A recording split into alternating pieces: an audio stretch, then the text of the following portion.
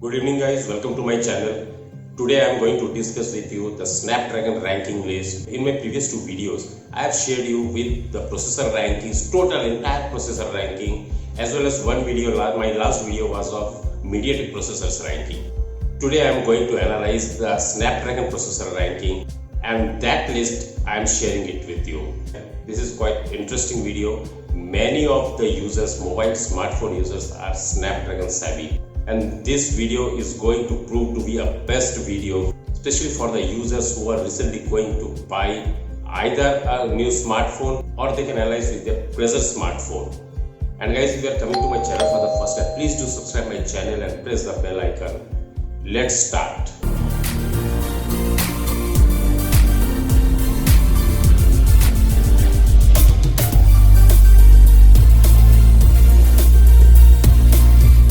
Snapdragon is a series of system on chip, which in short we are calling as SoC by Qualcomm. It is based on ARM's architecture and it is targeted towards the platforms such as smartphones, tablets and notebooks. This video contains the list of Snapdragon processors of the current series and their ranking. We have included the Snapdragon 200, 400, 600, 700 and 800 series. The specification of these processors is being obtained from Snapdragon's official website.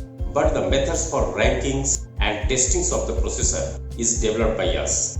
We use various algorithms and consider real-world performance as a critical factor in the ranking of the processors. For many tech enthusiasts and prospective smartphone buyers, the performance of the device matters the most. And of course, when it comes to hardware, it is the processor that makes it possible to achieve the performance. Very natural, a better SoC will perform a better multitasking and gaming, and finally all these factors result in a better user experience. For me, the user experience and stability play the biggest role, and for this reason I prefer Qualcomm processors. Most phones that runs on these SoCs has an excellent custom ROM experience. Asus ROG Phone 2 is one of the best, fastest Snapdragon 855 processors that was launched on November 2019, followed by OnePlus 70. And followed by again a budgeted smartphone, Poco F1, 2 years back. In my next section, you can look at the rankings of Qualcomm Snapdragon processors launched after 2014. And after that, you can check out the list of processors belonging to Snapdragon 200, 400, 600, 700 and 800 series. Here is the ranking of Snapdragon SoCs.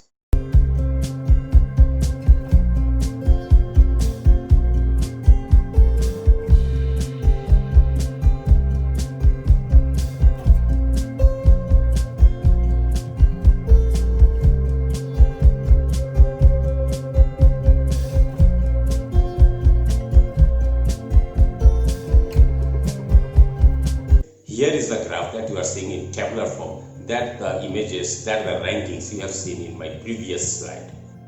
The score marks with a star are only estimated without real world testing.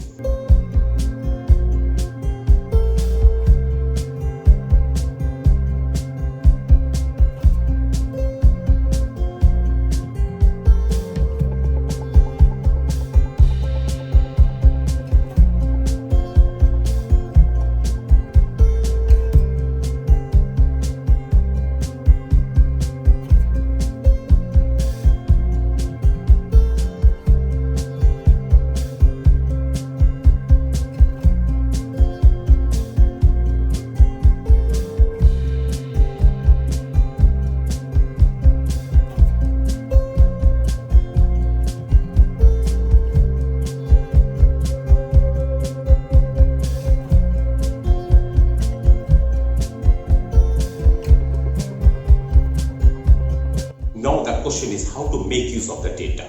Processors having the same or close score can be considered as equivalent or similar in performance. The processors that scored above 110 is our mark deliver excellent performance in gaming as well as heavy usage.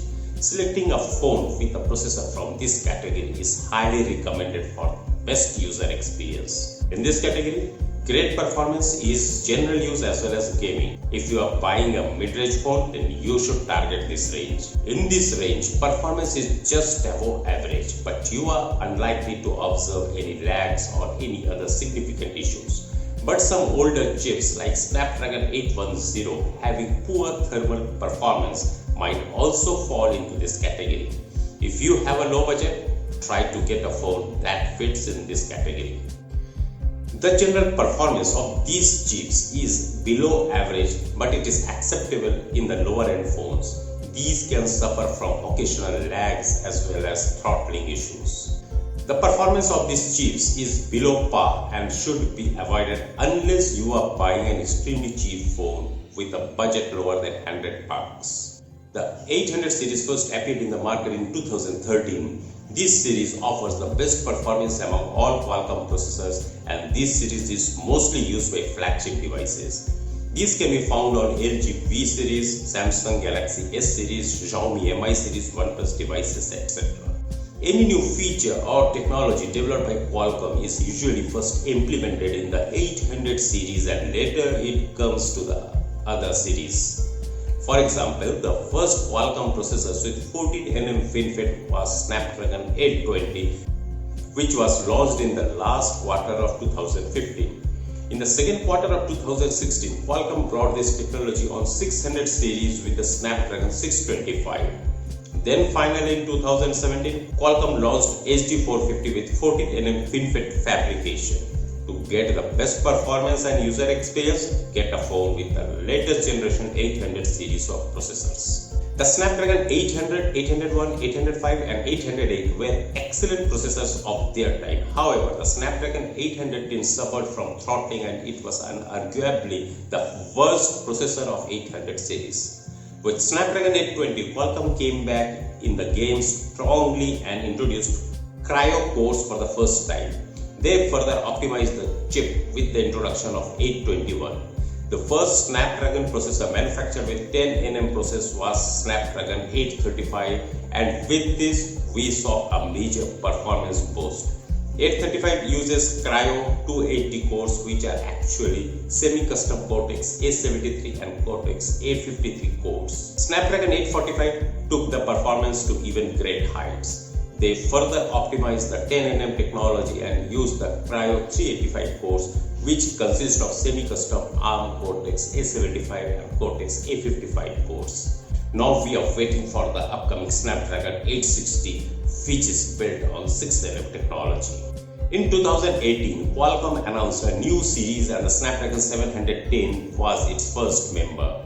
I have referred the Snapdragon 700 series as high-end because of its extreme performance that matches flagship processors. It fills the gap between 600 and 800 series. In our rankings, the Snapdragon 710 just stands below the 835, and this clearly indicates its high performance. It was actually supposed to be launched as a Snapdragon 670, but because the gap between mid-range and flagship series was filling up quickly, so Qualcomm introduced a new series. The specification as well as performance of this series is top-notch, and it is nearly impossible to differentiate it with an 800 series chip. The new Cryo 360 architecture consists of semi-custom ARM Cortex A75 and Cortex A55 CPUs. The Cryo 360 Gold is a semi-custom Cortex A75 CPU, while the Cryo 360 Silver is a semi-custom Cortex A55 CPU. The 600 series targets the mid-range segment, and some of its processors deliver higher performance while some other target efficiency. The first processors of this series, Snapdragon 600, was launched in 2013. They further improved the performance with the introduction of 610. I have never seen a fan of the Snapdragon 615, 616 and 617. Even though they deliver decent performance, these three processors suffered from overheating, and Qualcomm finally had to bring the 14nm fabrication in the mid-range with the launch of Snapdragon 625. The Snapdragon 625, 626 and 630 are highly efficient processors because of the 14nm FinFET fabrication, and their raw performance is decent as well. On the other hand, the Snapdragon 650, 652 and 653 deliver a great performance due to their Cortex A72 cores, but they sometimes overheat on heavy usage.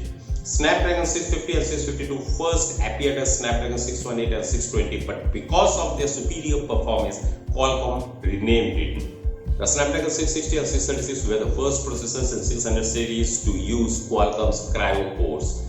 They use a Kryo 260, a semi-custom Cortex A73 and Cortex A53 CPU, and the 14nm technology. This makes them deliver higher performance without any throttling issues.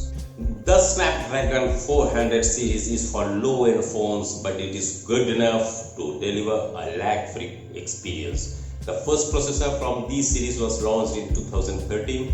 The most popular processors of this series are Snapdragon 400 and Snapdragon 410, and these two power more than 100 smartphones. 412 and 415 were not that popular, but the Snapdragon 425 and 430 power a lot of smartphones. Snapdragon 435 was an upgraded variant of 430 with some slight improvements. The Snapdragon 450 is a game changer of this series, in which the 14nm process is used for the first time. It is actually an underclocked variant of Snapdragon 625, and the performance and features are more or less the same.